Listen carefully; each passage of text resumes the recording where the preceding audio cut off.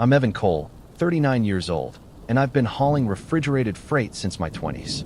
Reefer work is steady, though it runs you ragged with long nights and tighter deadlines than most folks realize. 15 years on the interstates have given me a rhythm. My body knows how to drift through cornfields at night, when to expect deer flashing across the asphalt, which towns have 24-hour diners worth stopping at, and which ones are better passed by. Truckers carry their own mental maps, stitched from caffeine, fuel, and miles of bad radio.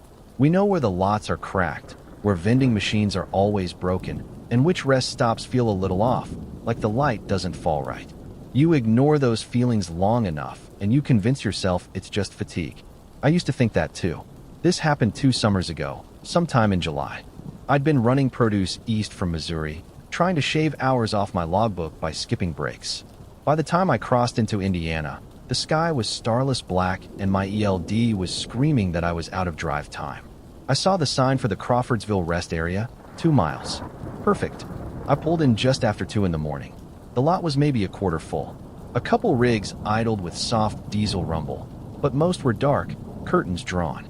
Sodium lamps buzzed overhead, throwing everything in jaundiced orange.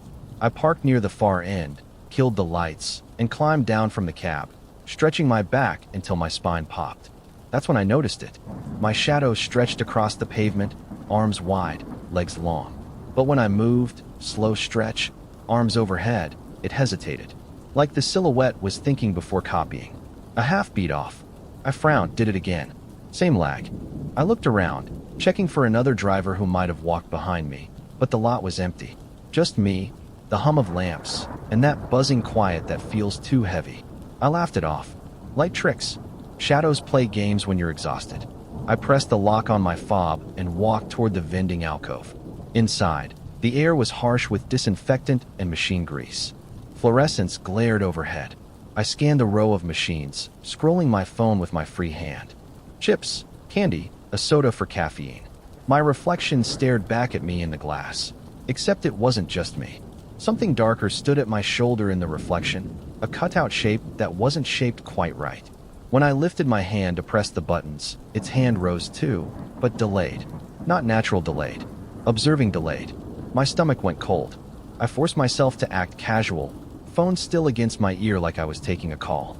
Yeah, just grabbing a snack, I muttered for show. I paced a circle, watching out of the corner of my eye. The reflection mirrored me, slightly wrong.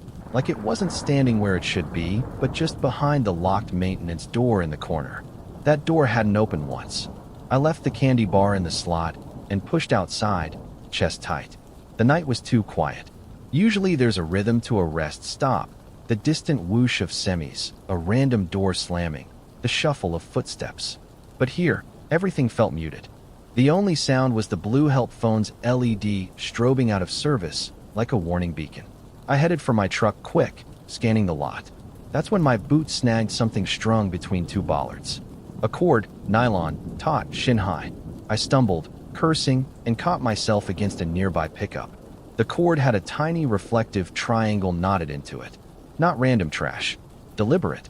Like trail markers. I followed the cord with my eyes. It ran into shadow, toward the tree line. That's when I saw it. A white panel van, dark windows, engine barely purring. Parked where the lot cameras didn't point. I felt a chill, heavier than fatigue. This wasn't superstition. It was setup. Someone had been waiting. I walked faster, trying not to look like I was running. My fingers clenched the fob so tight the plastic dug into my palm. I hit unlock twice and climbed into the cab, slamming the door behind me. Relief washed over, until I saw the sleeper curtain shift. At first, I thought it was air from the vent, but fabric sagged inward like someone pressed against it. My gut seized. Then a gloved hand clamped over my mouth from behind the seat, yanking me backward. Another hand wrapped my headset cord around my throat, pulling tight. I gagged, eyes bulging, and slammed my boots on brake and clutch together. The truck lurched, horn blaring, inertia throwing both of us forward. The figure lost balance, smacking the dash hard. I caught a glimpse. Black balaclava, pale eyes, breath hot through the mask. He scrambled for the passenger handle, yanked the door open, and tumbled out onto the pavement. In the scramble, something clattered across the floor. A coil of heavy-duty zip ties. I sat frozen, heart pounding, hands trembling on the wheel. The horn echoed through the trees, unanswered. I reached under the driver's seat to steady myself and felt something foreign. A small, magnetized box. I pulled it free. GPS tracker. Freshly planted. They'd planned to follow me, maybe cut me off farther down. I rolled down the window, hurled it into the dark, and shifted into gear. I didn't care about logbook violations. I wasn't staying. I drove until dawn, cab light on, sleeper curtain tied back. Every mile felt like another chance for that van to appear in the mirror. It never did. But somewhere outside Indianapolis, as the sun rose and threw long shapes across the road, I saw something worse. My shadow on the pavement didn't match. My hand twitched on the wheel, and the silhouette twitched after, just slightly delayed. Not wrong enough to scream at passing drivers. Just wrong enough for me to see it. Even now, months later, I avoid that rest area. I stop at truck plazas, stick close to crowds, park under cameras. But some nights, when I climb down from the cab and stretch under the lamps, I feel it again. That delayed mimic. That rhythm not quite my own. The worst part? Shadows don't need vans. Shadows don't need trackers. Whatever studied me that night, whether it was a person in the dark or something older wearing human tricks, it learned me. It waits in corners where the cameras don't look. It waits when I stretch, yawn, rub my neck. One day, I'll be tired enough to let it catch up.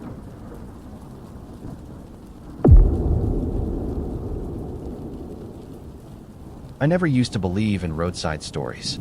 Growing up around Route 47, you hear plenty: phantom headlights, drowned brides, the black dog that trots ahead of your car before a crash. Most people shrug them off the way you shrug off an old song on the radio. Part of the background, not something you think about. That night, though, I was tired enough to believe anything. It was close to midnight, and I'd just finished a refrigeration repair out in the sticks. Commercial calls always ran late. Diners and groceries didn't want their walk-ins torn apart during business hours. I was halfway across the Marsh Causeway, a Tulane strip of cracked blacktop raised just above the water, when I saw her. She was standing on the shoulder in the beam of my headlights, hood up, clothes plastered to her body like she'd been swimming in them. She didn't wave, didn't thumb a ride, just stood there, shivering, the water darkening her jeans down to the ankles. I slowed down before I even thought about it. My mom used to warn me about picking up strangers, but there was something about leaving her out there on that empty stretch that felt worse than the risk of letting her in.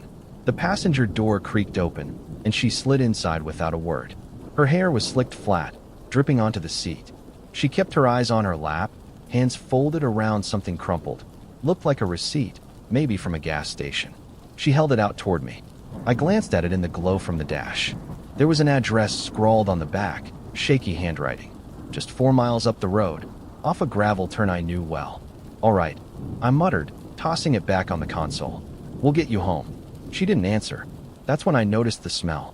Not just wet clothes, pond water. Strong, earthy, tannic, like the ditches I used to fish when I was a kid. It filled the cab, thick enough to make me keep the window cracked. We drove in silence. A few minutes later, I saw lights in the rear view. A truck, closing fast. Too fast. Within seconds, it was glued to my bumper, high beams drilling into the mirrors. My knuckles tightened on the wheel. "Guess somebody's in a hurry," I said, trying to lighten the mood. The girl pressed her palms flat against her knees, stiff, braced like she was waiting for impact. I tapped the brakes lightly, hoping they'd back off. The truck only surged closer. The causeway curved, and I risked a glance sideways. Swampland stretching out on both sides, black water reflecting the moon in streaks. No shoulders, nowhere to pull off. I kept driving, heartbeat climbing with every second of that grill burning behind me. And then, suddenly, the seat went light. I looked over. She was gone. The door was still shut, the belt still retracted, but the fabric was soaked through. The smell of pond water was stronger now, so strong it felt like it was seeping into my pores. I swallowed hard. My mouth was dry. By the time I reached the gravel turnoff, the truck had fallen back, disappeared like it had never been there. I pulled into the diner lot on instinct, shaking. Inside, the regulars were still hunched over their coffee. The waitress poured me one without asking. I must have looked pale, because she leaned over and asked if I was all right. I told her, stumbling, embarrassed, that I'd picked up a girl by the causeway. and that she'd vanished from the seat halfway across. The diner went quiet. One of the old guys finally said, "You picked up Annie." Laughter, forced, rolled around the counter. The waitress gave me a look that was too careful. She said Annie drowned in the marsh 30 years ago, and people still see her sometimes. Everyone nodded like they'd just recited a prayer. I pretended to laugh along, but my hands wouldn't stop shaking as I pulled the dashcam card from its slot. At home, I couldn't sleep until I checked the footage. For the first 10 minutes, it was normal. My headlights catching her on the shoulder, the door opening, her wet shape settling into the seat. But halfway across the causeway, the video hiccuped. 3 frames stuttered, almost too fast to catch, but when I slowed it down, I saw it. Frame 1, a sliding van door inches from my passenger side. Frame 2, a gloved hand hooking her by the strap of her backpack, yanking her sideways. Frame 3, her body blurred, mid-pull, and a soft thud against the side panel. The next frame, she was gone. I stared at the screen until my eyes blurred. The ghost story wasn't a ghost story. It was a cover, a script the locals repeated to shut people up. Someone out there was using that stretch of road like a hunting ground, and anyone who asked questions got the folklore version. The worst part? When I went back outside to smoke, I saw it. A thin, round AirTag tucked just behind my rear bumper. My phone pinged an hour later. Unknown accessory detected. This item has been moving with you. They had marked my car. The moment I stopped for her, they tagged me. For 2 nights I didn't sleep, kept checking the windows, the driveway. My hands shook every time headlights passed the house. Finally, I drove back to the causeway. Maybe I thought if I left flowers at the pull-off, like a ritual, it would make it stop. A way of putting it behind me. I bought a cheap bouquet at the grocery store and pulled over just as the sun dipped behind the marsh. That's when my phone buzzed again. Unknown AirTag moving with you. I looked up. A white cargo van rolled out from behind the reeds, smooth as if it had been waiting for me. I floored it, gravel spitting under the tires, but another vehicle slid across the lane ahead, blocking me in. My only choice was the marsh. I bailed from the car, bouquet still in my fist, and ran into the cattails. The muck sucked at my shoes, water rising to my thighs, then waist. Behind me, doors slammed. Voices called out. Not angry, just patient. Friendly, almost. "Evan," one of them said. My name. My real name, not the nickname I used. The bouquet slipped from my hand, flowers drifting across the black water. I waded deeper until the rotted posts of the old causeway brushed against my arms. The smell was overwhelming now, pond water, metallic, heavy. It clung to me, filled my nose, my mouth. That's when I understood. The smell hadn't come from her. It came from here. This was where they ended the story. Headlights washed across the water, sweeping over me. I pressed against the post, trying not to breathe, but the mud pulled at my legs, the water chilling me through. The last thing I heard was the sound of someone stepping off the bank, slow, careful, coming closer through the reeds, still calling my name like we were friends. And in that moment, I realized something that froze me worse than the water. The locals didn't tell that ghost story to scare people. They told it because they knew. And because it was safer for everyone if Annie stayed a ghost.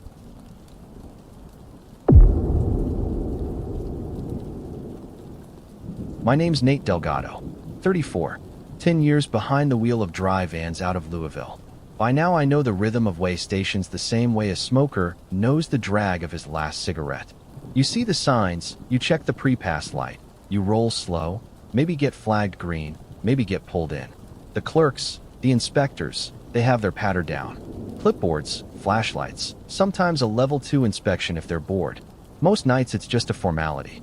I'd been running south on I-65, reefer humming steady behind me, headed for Nashville with a load of frozen goods.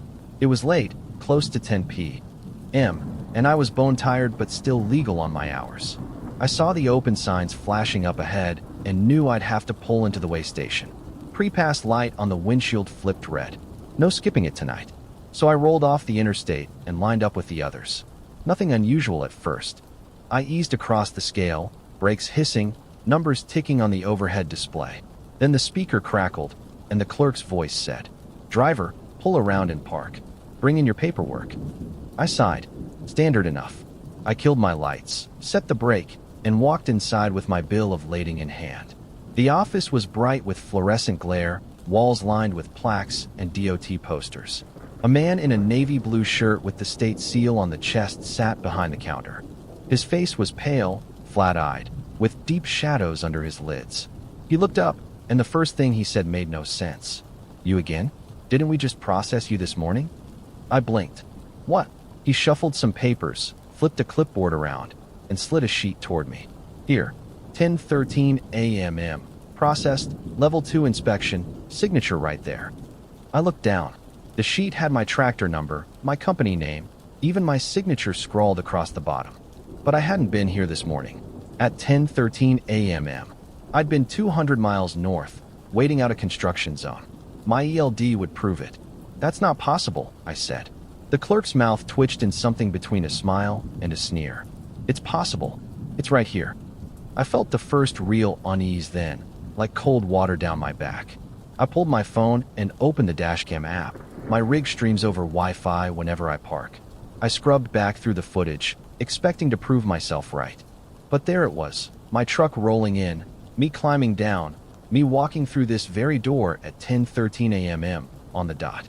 Same counter, same clerk, same conversation. The hair on my arms stood up. The clerk leaned back, folding his arms. "See? Already done. We'll need you in secondary. Discrepancy like this, we can't just wave you through." I walked back outside on legs that didn't feel steady. They waved me into Bay 3 under glaring halogens. A second officer circled my trailer with a flashlight, calling out seal numbers. "This doesn't match the BOL," he said flatly. I snatched the paperwork back from him. The seal number was right. I checked it myself at the shipper. But when I looked at the back of the trailer, the metal seal gleamed brand new, numbers etched different. Somebody had swapped it. That's when I saw the other truck. Same white tractor, same company decals, same unit number stenciled on the door. It sat nose out in the shadows of the bay, paint a shade too glossy, letters a fraction off. Like someone had peeled a decal kit and slapped it on. I walked closer, heart hammering. The more I stared, the more wrong it looked. My number, but not my truck. I heard the clerk behind me. "Make it easy, driver. Just sign the correction. Seal swap happens all the time." I knew better. If I signed, the load would be short, on paper and on tape. My company would eat the loss. Maybe I'd lose my job. Maybe worse. I shook my head. "Not signing." The second officer's face darkened. "Then you'll sit out of service. Could be all night." They wanted me parked, stalled, while the decoy truck rolled off with the real cargo. I backed away, my pulse pounding in my ears. I climbed into my cab, fired the engine, and shoved the shifter into gear. That's when the spike strip rose across the exit lane, metal teeth gleaming under the lights. A man in a shop coat stepped out, box cutter in hand, angling for my steer tire. I didn't think. I dumped the clutch and roared forward. The cab bounced over the curb, teeth clanging under me. My front tire exploded with a deafening pop. The truck fishtailed, sparks flying, but I kept it rolling. Behind me, I saw the decoy tractor lurch forward, its magnetic plate cover slipping loose and skittering across the pavement like shed skin. I punched through the gate arm, fiberglass splintering, sparks streaming from the ruined rim. I drove blind, white-knuckled, until I hit the interstate again. 3 miles. 5. The rim shredded under me, the cab bucking. I fought it until I fishtailed onto the shoulder and ground to a stop. Silence fell, except for the hiss of ruined rubber. My hands bled where I'd gripped the wheel too hard. My chest heaved. In the mirror, the way station lights glowed calm, as if nothing had happened.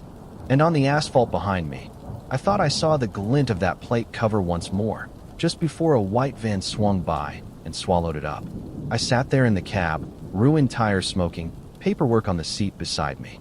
The inspection sheet was still there, stamped and signed with my name at 10:13 a.m. Only now, it felt heavier, like proof of something I could never explain away. Because according to the state of Indiana, I'd been processed twice at the exact same time. And no matter how far I drive, I can't shake the feeling they'll try again.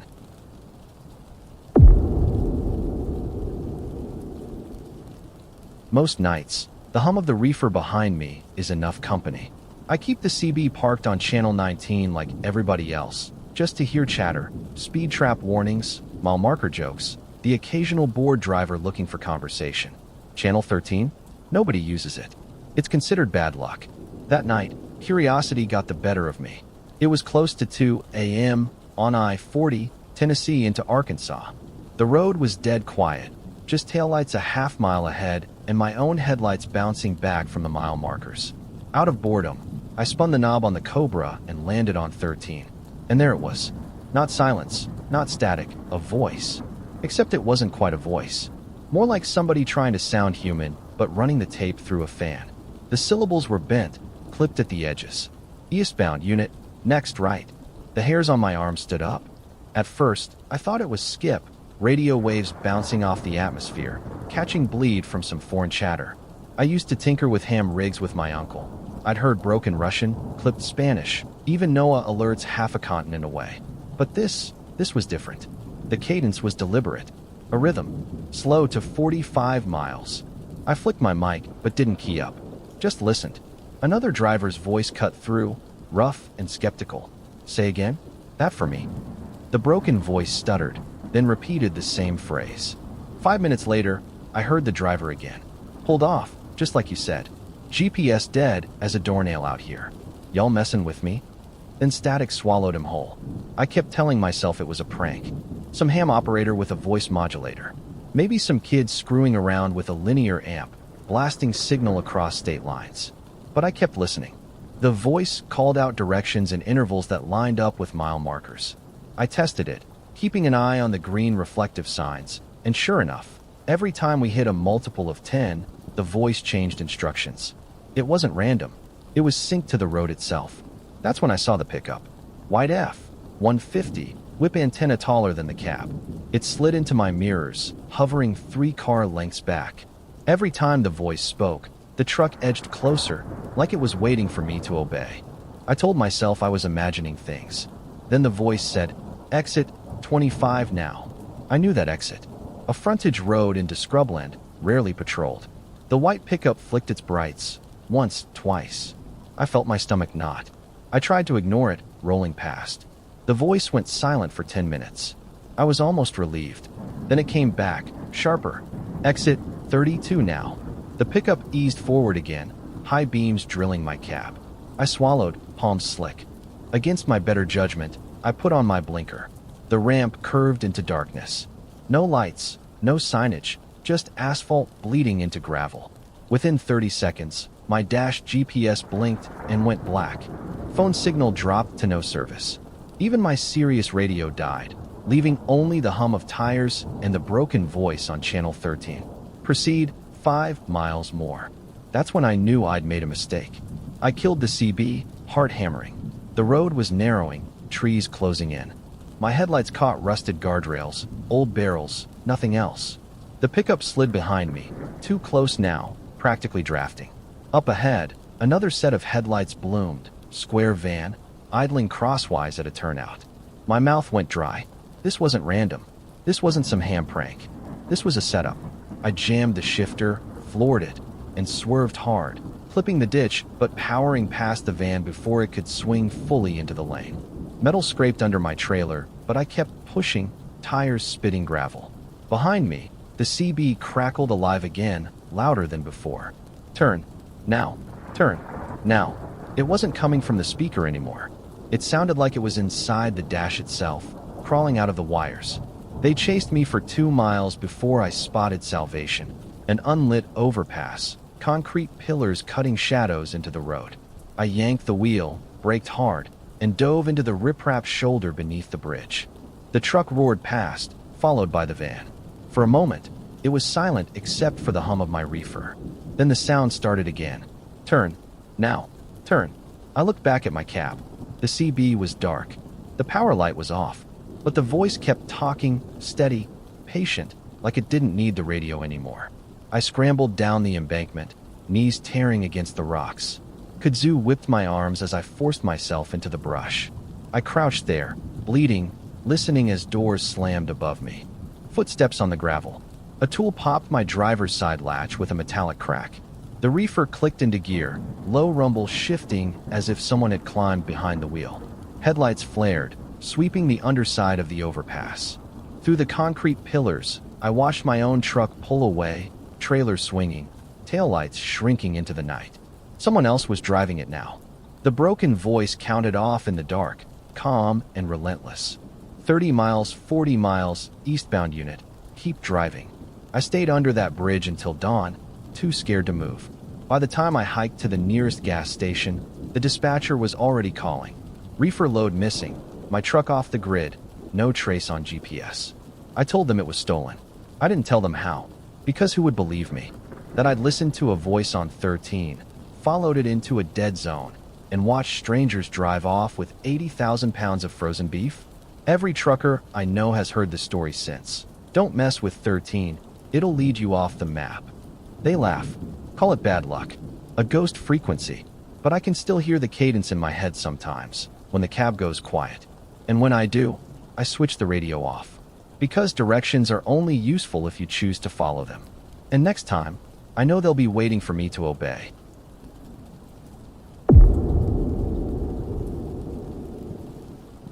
My name's Mara Kingsley. Most people call me MK, and I run courier jobs out of Austin. Medical specimen transport, mostly. It's not glamorous work, but it pays steady, and you get a strange kind of freedom barreling down highways at all hours with nothing but a cooler full of blood or biopsy slides strapped in the back. Deadlines are strict. Labs want things in hand before they spoil, and hospitals don't tolerate excuses. I know the roads between Austin and Waco like the veins on my own hands. I know which truck stops stay lit, which restrooms are a gamble, and where the construction detours snake you off into farm-to-market loops.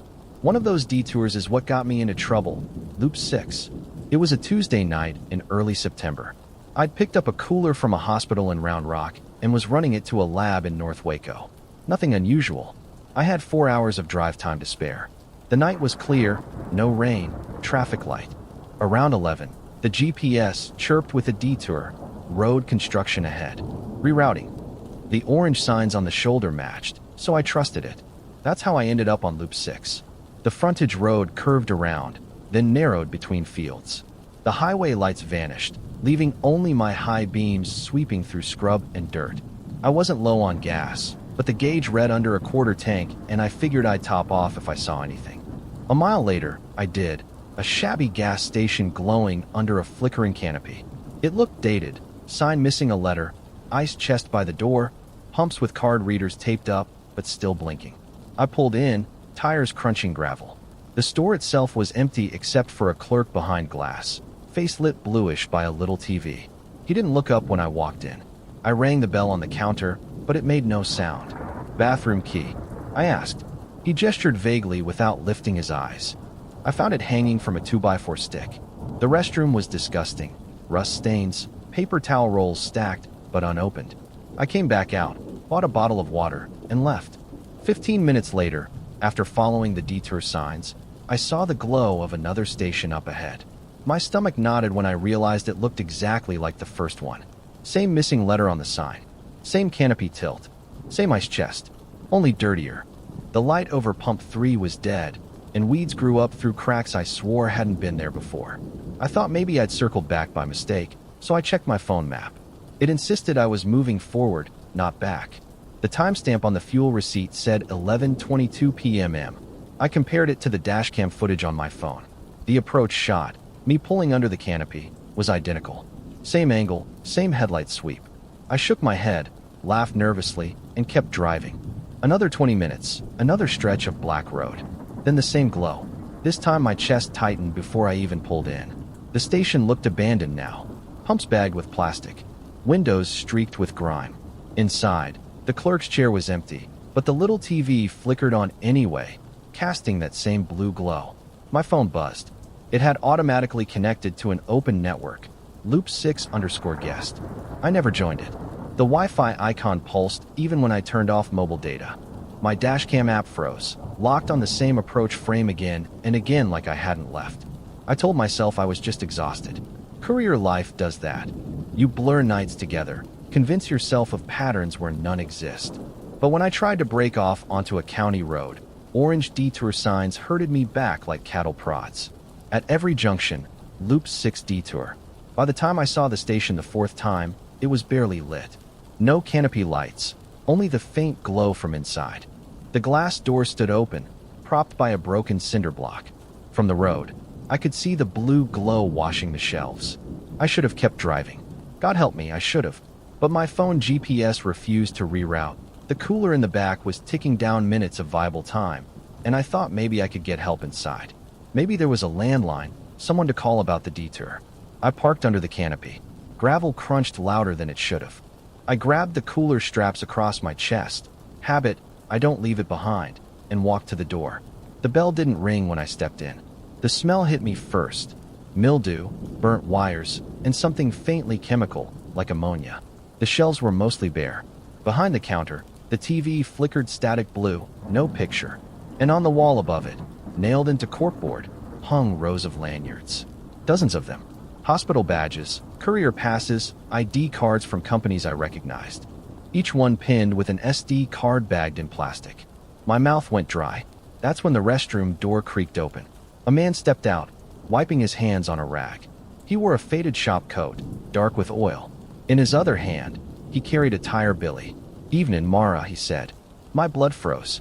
He'd read it off the shipping label on the cooler. But hearing my name from his mouth, like we were acquaintances, almost made me drop it. He stepped closer. "You've been a tough one to catch. GPS didn't hold you the first loop." I backed up, clutching the cooler. "I don't know what you're talking about." "Don't matter if you know," he said, lifting the billy. "Only matters if you sign the form." When he reached for me, instinct took over. I swung the cooler hard into his knee. He dropped with a grunt, and I bolted. The door slammed behind me. The block kicked aside. I dove into the van, started it with shaking hands, and floored it. The transit screamed, tires spitting gravel. I smashed through a stack of crates, glass shattering across the hood, and tore onto the frontage road. The mirrors showed the station lights blinking off one by one, like someone flipping breakers. Half a mile down, headlights appeared in my rear view. A white service van pulled from the trees, keeping steady distance. I didn't let up until I hit the interstate again. By then, my fuel light was on. My knuckles bled from where I'd gripped the wheel, and the cooler beside me hummed with cold that felt like the only thing tethering me to reality. I made it to the lab just before midnight, delivered on time. The tech signed for it, oblivious. But when I walked back out to the van, I saw faint adhesive residue under the bumper. A square outline where a tracker must have been. Weeks later, I still see detour signs when I drive that corridor. Most are legitimate, orange plastic flapping in the wind. But sometimes one looks too new, too clean, like it was planted just for me. And when the GPS tells me to follow Loop 6, I feel my throat close up. Because somewhere out there are 3 stations dressed like one, waiting for the next driver to take the bait. And the next time I see that blue glow through an open door, I'm not sure I'll get out.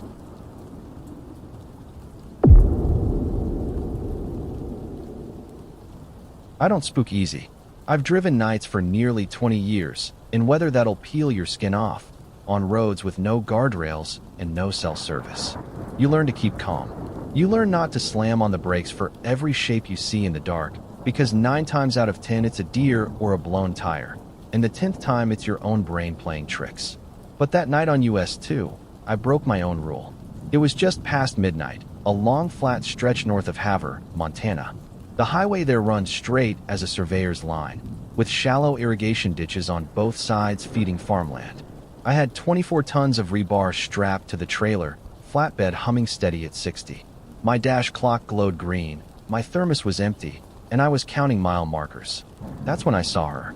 She was crawling up out of the ditch on my right, palms sliding in the mud, hair hanging across her face. One arm lifted toward the road, fingers spread wide, like she was reaching for me. I hit the brakes. Hard. Steel shifted and the straps snapped tight with a groan. My hazards clicked on. Before I knew it, I was out of the cab with a flashlight in hand, boots sinking in gravel. "Ma'am," I shouted, throat tight. "You hurt." The beam of light swept the cattails, the dark waterline, the slick concrete mouth of a culvert. No one was there. Just bent reeds and mosquito fog rising off the ditch. I sloshed down the embankment anyway, mud sucking at my boots. My breath puffed white in the cold. I swore I'd seen her. Pale skin, wet clothes, the desperate motion of someone clawing her way up from drowning. But there was nothing. I stood there, water trickling past my ankles. The night so still I could hear my reefer fans spinning half a mile up the shoulder. By the time I climbed back in the cab, my pulse still hammering, the dash cam was blinking red, motion flag. I scrolled back. There I was, plain as day, running toward the ditch like a fool. But the shoulder where she should have been was empty. Just cattails waving in my headlights. At the cafe in Havre the next morning, I mentioned it to a few locals. A rancher in a seed cap looked up from his plate and said, "Saw her, did you?" Everyone does, once in a while. Another man chuckled, stirring his coffee. "Ghost woman in the ditch. Been there since my granddad's day.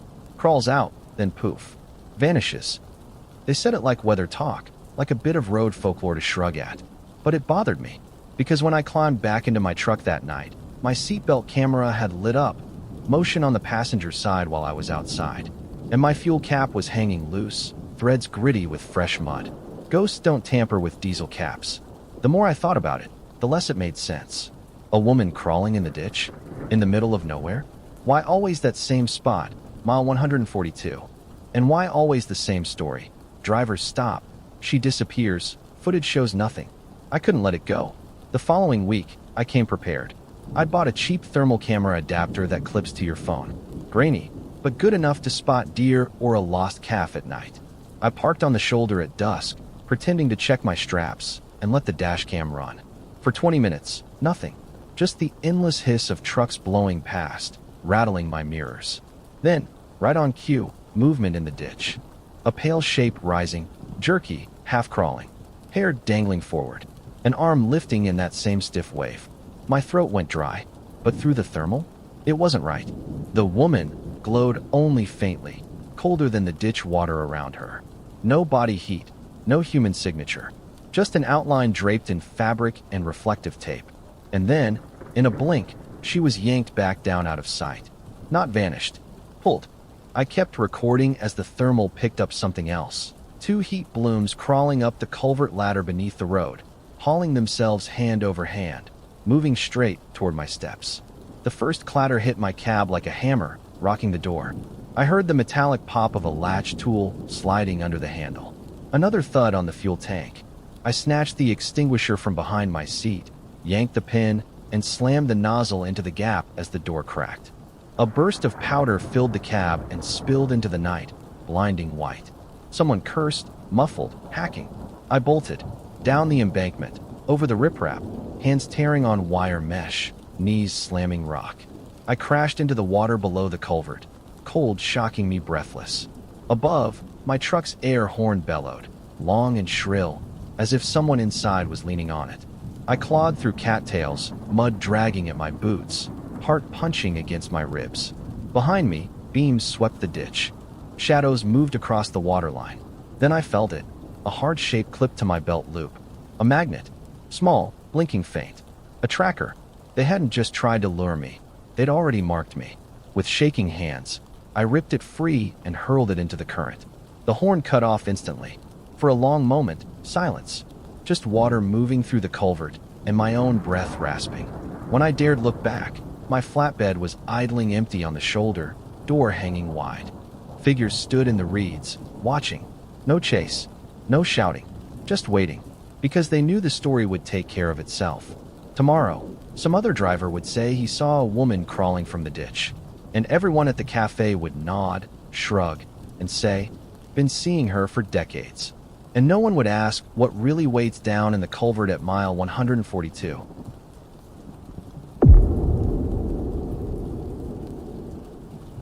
My name's Derek Avery, but on the road most folks just call me Redline. 42 years old, 20 of those behind a wheel. I own my rig outright, a battered but reliable Peterbilt 389 with a headache rack and chains for steel coil. Flatbed life isn't glamorous, but it keeps a man busy, keeps a roof over my head, and if you play the loads right, you can make more than company guys chained to dispatch. I've run the same corridors for years. I-70, I-64, I-57, and the smaller east-west highways that bite at your nerves when the weather shifts. You get to know the danger spots, crosswinds under certain overpasses, black ice on shaded grades, and especially the stretch of I-70 near mile marker 142. Every driver in my circle knows it's trouble. Wind tunnels through the trees and shoves your trailer sideways just when you're trying to keep speed steady. I've cursed that mile marker more than once. It was just after midnight when I rolled eastbound through Missouri with 45,000 pounds of steel coil chained to my deck. Night runs are my preference. Less four-wheeler nonsense, fewer way stations open, and a rhythm in the road that feels almost meditative.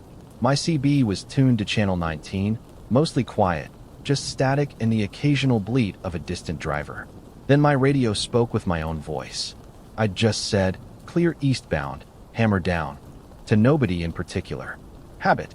But 10 seconds later, the exact same words came back through, in my drawl, same clearing of my throat, same tone. Only I hadn't pressed the mic. Static crackled.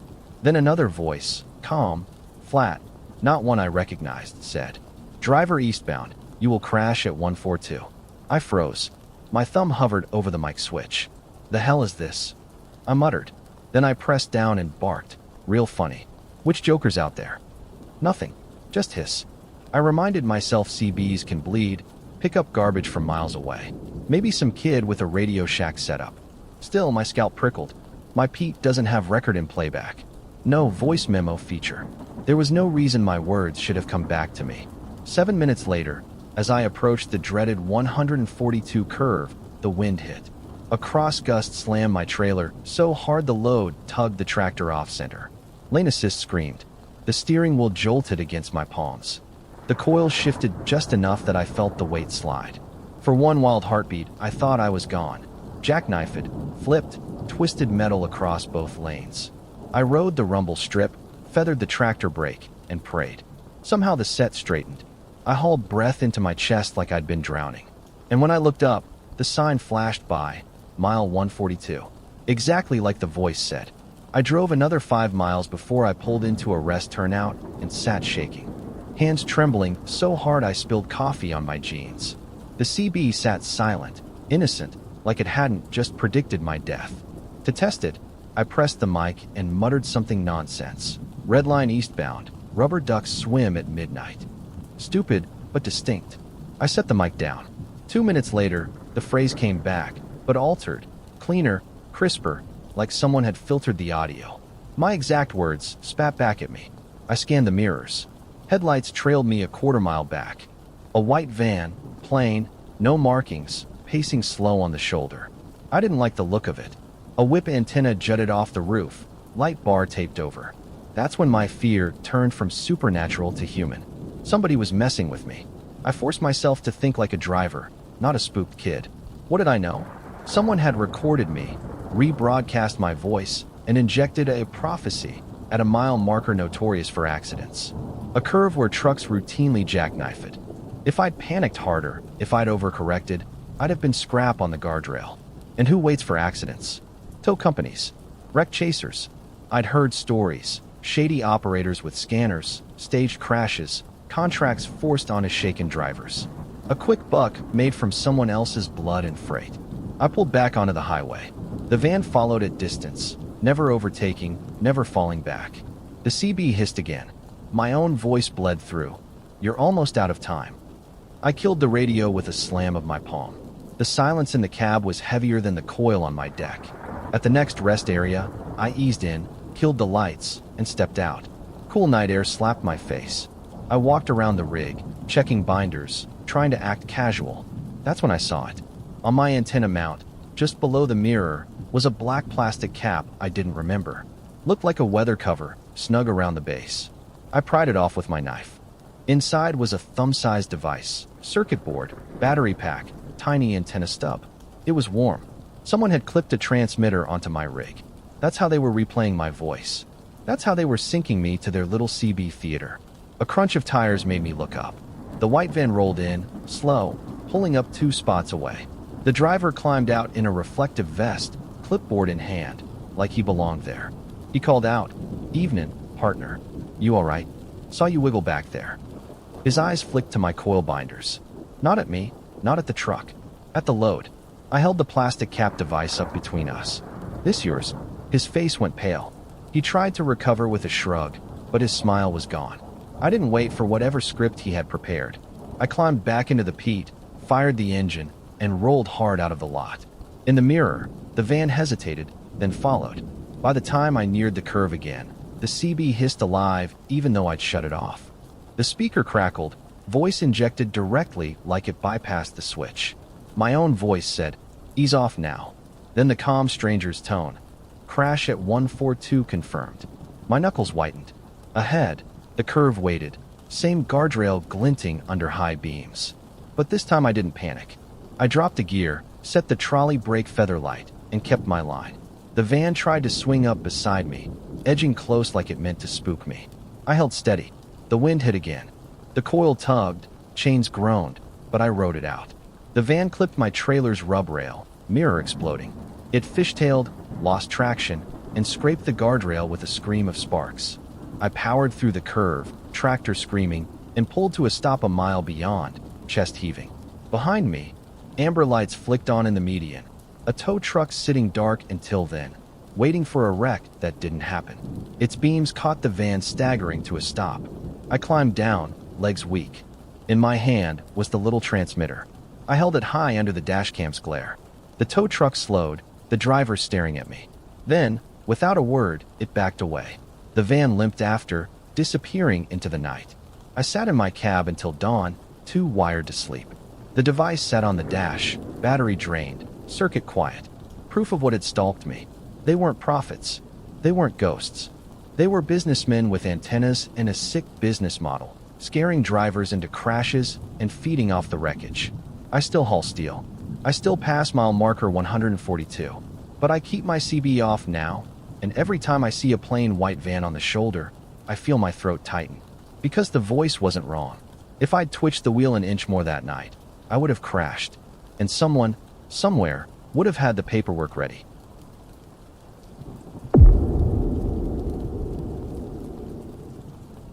They gave me the load at midnight. That wasn't unusual in itself. Reefer runs are round the clock, but this one came with an odd slip from dispatch. SLNC, shipper load and count. In plain English, that meant the shipper sealed the trailer and I wasn't responsible for verifying what was inside. No pallet count, no bill of lading itemization. Just sealed cargo, delivered to Newark Yard, no intermediate stops. The paperwork was thinner than it should have been. No manifest. No temperature range beyond one cryptic line. Set point, -28C. That was colder than I'd ever run a reefer. Colder than vaccines. Almost cryogenic. Still, the company paid by the mile. I signed, got my keys, and backed under the trailer. The first thing I noticed was the sound. Reefers usually drone steady, diesel humming, fan spinning. But when I locked the air lines and stepped back, I heard something faint through the insulated walls. A soft, rhythmic thump, thump, thump, almost like a heartbeat. I told myself it was just the compressor cycling different at that low set point. But when I opened the cab door, a puff of vapor curled past my boots. The steel floor under the landing gear was rimed with frost thick enough to scrape with a fingernail. Strange load, I muttered, climbing in. I should have walked away. The run itself was easy. Empty highway, crisp air, the hum of the reefer like a second engine behind me. But every time I checked my mirrors, I saw fog leaking from the trailer edges. Not smoke, cold vapor. Like the whole box was breathing in the dark. And the sound never stopped. Thump, thump, thump. I turned the radio up, but I could still feel it in my chest. A mechanical pulse, steady, alive. At the halfway mark, I pulled into a rest area to log my 30. I circled the trailer with my flashlight. No signs of tampering. Seal intact.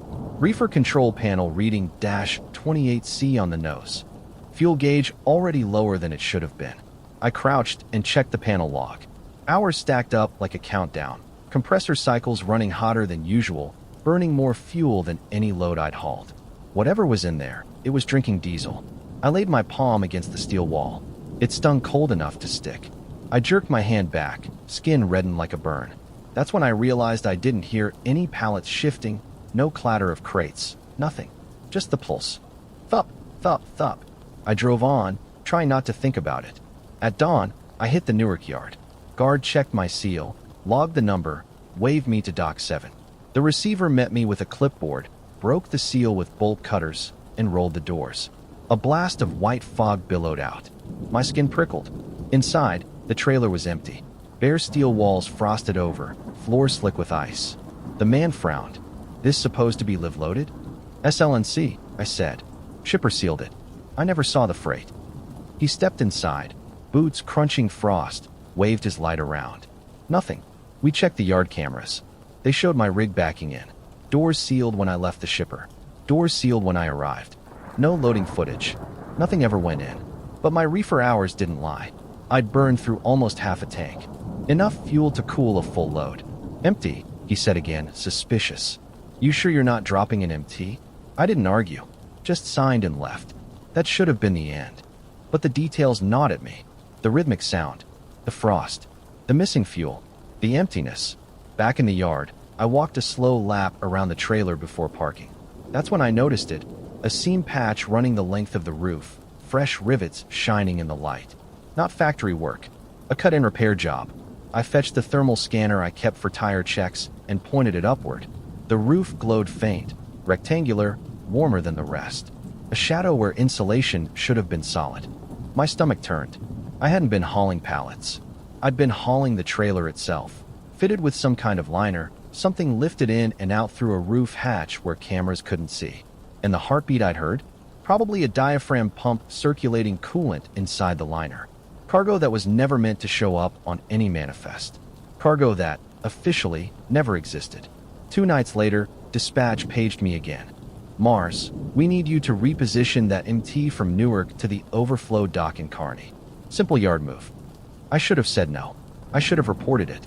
But the bills don't stop, and I needed the miles. I hooked the same trailer, still frosted, and rolled into Kearney. The dock was half-lit, chain link rattling in the wind. A yard hostler waved me in, pinned me tight against Bay 3. The reefer kicked to max, rattling my mirrors. The bay door rattled down behind me. That's when I knew. Hands thudded against the sidewalls, quick and purposeful. A ratchet whined above, metal clinking as something unbolted the roof seam. They weren't unloading pallets. They were about to drop that liner back in. With me boxed inside the dock, I yanked the fire extinguisher from its mount, killed the reefer breaker, and slammed the nozzle against the crack of the door. A burst of CO2 smoke flooded the dock, billowing white, freezing my hands. The rhythmic thup faltered. Shouts rose in the fog. I didn't wait. I scrambled up the pallet rack bolted to the bay wall, boots slipping, lungs burning, until I hit the roof vent. I shoved it open and pulled myself onto the trailer roof, skin raw from the cold. Below, men cursed in the smoke. Above, sodium lights buzzed over an empty yard. I ran across the roof, dropped down the ladder, and sprinted to my cab. My hands shook as I turned the key. The engine roared to life. I didn't look back until I hit the turnpike.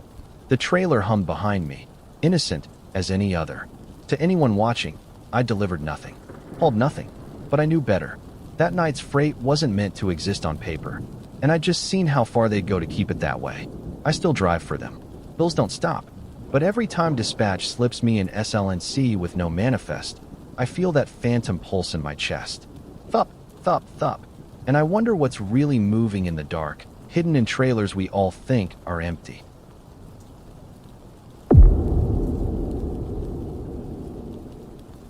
My name's Caleb Knorr, 38 years old, divorced, 2 kids who think dad drives boxes around at night is boring.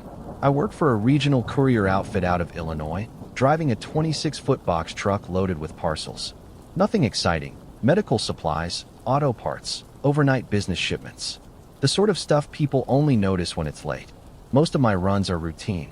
You learn the roads. You learn the shortcuts. You learn which bridges ice over in November. I pride myself on knowing my routes, which is why, when the dispatcher gave me a late-night route through some river towns west of St. Louis, I didn't blink. I'd been across nearly every bridge on that river at one point or another. Except this one.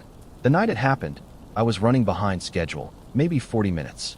I remember the clock on the dash reading 12:07 a.m. when the GPS chirped, rerouting. Road construction ahead. Orange detour signs appeared on the shoulder, reflective arrows pointing me toward a bridge I didn't recognize. The first thing I noticed was how empty it was.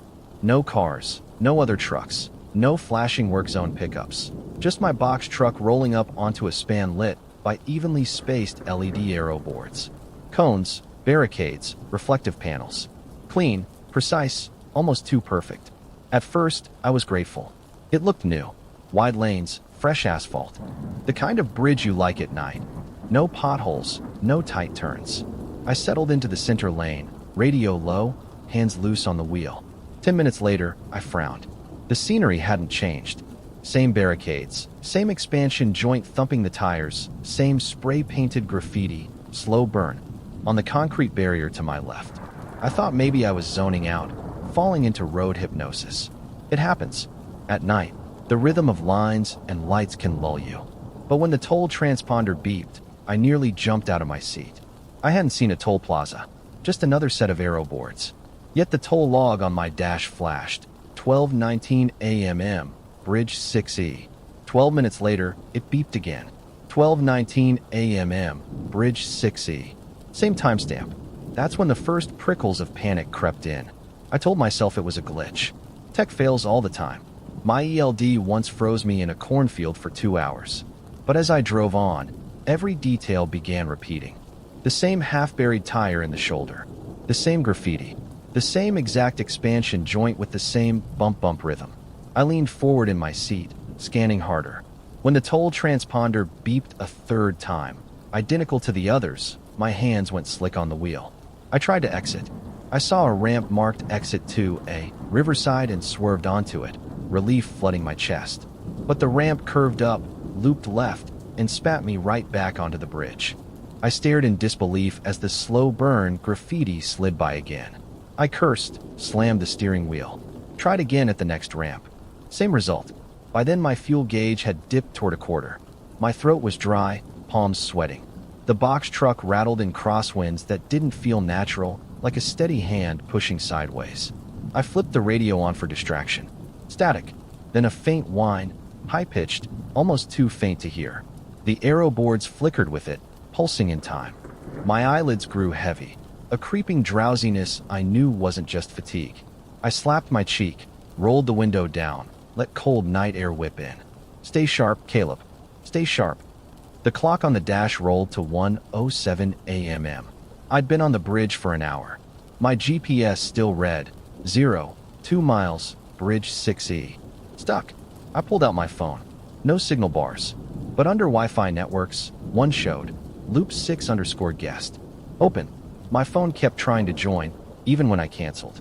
That's when I knew this wasn't a glitch. Someone was doing this. The fourth time I passed the graffiti, I saw something different. The toll house up ahead, usually dark, had its doors standing open. A blue glow seeped out, like a TV or computer screen. My stomach nodded. Someone was inside. For a split second, I considered pulling in, asking for help. Surely a worker, someone with a radio. But then I thought of the Wi-Fi name, the repeating ramps, the way my dash logs stamped the same time over and over. This was deliberate. A trap. I blew past without slowing. The open door shrank in my mirror, the blue glow flickering like a beacon. By 2 a.m., my hands shook from adrenaline. I couldn't stop. There was nowhere to stop. No shoulders wide enough. No safe pullouts. Just endless barricades funneling me forward. I tried reversing. Killed my lights. Stopped. Backed up slow. But the concrete canyons of barriers all looked the same. And within minutes, I was nose first again at the same expansion joint. My gas dropped closer to empty. I imagined running dry, coasting to a stop, headlights failing. The thought of that open toll house waiting for me, someone stepping out of that glow, made my skin crawl. By 2:30, I realized I had one choice. Close my eyes. Floor it. If the trap worked on my vision, on hypnotic repetition, maybe cutting sight would break it. I slowed first, set my seatbelt tight, steadied my breathing. Then I closed my eyes, clenched the wheel, and stomped the accelerator. The truck roared, engine howling, tires hammering over cones and barrels. Something slammed my bumper, plastic cracking. The rumble strip screamed under me, guiding like braille. My whole body shook. I felt the truck bounce, skid, then lurch hard left. I kept my eyes shut, prayed. When I opened them again, silence. The truck sat parked on gravel shoulder. Hazards blinking. Ahead stretched ordinary highway, wide and dark and empty. Behind me, no barricades, no toll house, no bridge. Just an unlit service road curving into woods. My clock read 3:02 a.m. I'd lost 3 hours. I climbed down on shaking legs, staring at the road. Nothing but asphalt and weeds. No sign of cones or arrow boards. But under my rear bumper, faint square outlines of adhesive remained, where something had been stuck and ripped away. A tracker, maybe. I drove the rest of the route in silence, radio dead, GPS refusing to recalculate. I made my deliveries, turned in my log. Nobody at the terminal cared that I'd lost hours. But weeks later, when I passed construction detours at night, my stomach knots. Orange cones all look too neat, too precise. Every arrow board hums at the edge of hearing. And sometimes, out of the corner of my eye, I think I see a blue glow spilling from a toll house door, waiting for me to take the wrong exit.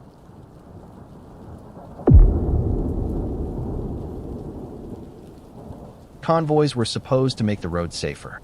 3 rigs strung along the night, a loose line of headlights on the interstate, each driver watching the other's mirrors. It wasn't about saving time, it was about sanity. You talk on 19, you joke, you gripe, you keep each other awake. That night, it was me, Mako, and Diaz. I was lead, hauling produce out of Nogales. Mako had a drive van with Amazon pallets. Diaz was dragging lumber stacked on a flat. We'd all met through dispatch and run together often enough that it felt routine. Mako always teased that I was the mom because I kept our logs, checked rest stops, and made sure no one blew their hours. Diaz was quiet, a listener, always lagging just far enough back to give himself braking distance. We left El Paso around midnight. Desert night, clear sky, the kind where the stars look brighter than the headlights. Mako and Diaz took turns swapping music links in our WhatsApp thread. Convoy life is simple. Drive, talk, keep rolling. Somewhere past Monahan's, the whispers started. At first I thought my squelch was loose. A faint hiss crept into the speaker, normal background static. Then I heard it. Sev N14. A breathy whisper, faint but sharp. Words. Numbers. I reached for the mic. Either of you just call out? Nope, Diaz said. Mako snorted. Sounded like you read. Creepy as hell. It wasn't me. The voice slid back in, dry and broken. Left mile, 23. My stomach nodded. Nobody had keyed up. The channel light was dead. I flicked the power off. The whispering kept coming. That's not how radios work. If the set's off, there's no carrier, no DMOD. And yet the speakers still sighed numbers, as though someone were whispering directly into it. Red, Mako said, voice too casual. You ever see Poltergeist? Shut up, I muttered. The whispers kept surfacing, sometimes only a few words, sometimes strings of numbers. They weren't random. They repeated, almost like coordinates. Mako started reading them back. That's a farm-to-market junction. See it on the tablet? Lines up clean. I checked myself. He was right. The coordinates landed on back roads, little county pullouts, always in places where cell service went dead. That's too neat, Diaz said. Maybe it's Skip, I suggested, though I didn't believe it. I knew radio bleed, knew how powerful rigs could fry front ends and make speakers sing. But this was surgical. This was aimed. Or it's somebody with a linear, Mako said, piping garbage into the band. Garbage that looked like maps, I thought. 20 miles later, Mako said the words that make my chest clench even now. All right, I'm gonna check it out. Ghost wants me. I'll see what she's selling. Mako, I snapped, don't. You heard what we saw on the map. Dead zones. It's a trap. Trap? Come on. Probably some board ham with a bad vocoder. I'll peel off, circle back. 5 minutes. Diaz tried to. Brother, stick with the line. Convoy's convoy. But Mako was already signaling. Catch y'all in a bit. His taillights drifted right, down a caliche road, and disappeared. We waited. Yo, Mako, Diaz called. Nothing. WhatsApp thread. His blue dot froze, then dropped. Dispatch'll kill him for busting his route. I muttered, forcing a laugh I didn't feel. Diaz didn't answer. The whispers came back. White tractor, 3 axles, flatbed, behind. I felt the blood drain from my face. They were describing us. I killed the CB entirely, pulled the fuse. The whispers still leaked from the speaker. Now it was clear, they weren't random coordinates. They were tracking us in real time. And with that realization, headlights appeared in my mirrors. A box truck pacing me on the left, refusing to pass. Ahead, another truck slid into my lane, slowing to exactly my speed. We were being herded. The whispers grew louder, more insistent.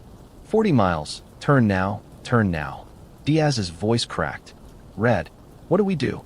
Stay glued to me, I said. Whatever happens, don't break off. I cracked a road flare, orange smoke curling inside my cab, and tossed it through the window. The box truck braked hard, lights strobing. The convoy tightened. I jammed the Pete into lower gear, floored it, and cut across the shoulder. Diaz followed, horn howling. For a moment, smoke swallowed us all. Through the haze I saw something that turned my veins to ice. A rig idling on a caliche pullout. Mako's tractor. Door open. And a man in a jacket the same red as mine, dangling a CB mic by its cord. He didn't wave. Didn't move. Just stood there, a lure in the dark. We blew past, engine screaming. We didn't stop until daylight. At a truck stop outside Midland, Diaz pulled up beside me, face pale. "We calling it in?" he asked. "Who do we even call?" I said, "Highway Patrol? Tell them ghost whispers are stealing trucks?" He rubbed his face. "What did we see, Red?" "I don't know. I just know we're not stopping again." We filed reports, dispatch, state patrol. Nobody cared. Mako was lost contact. His load disappeared from the system within a week. Diaz won't run convoys anymore. Only daylight, only solo. Me? I still haul nights. Bills don't stop. But I pull the fuse on my CB before every run.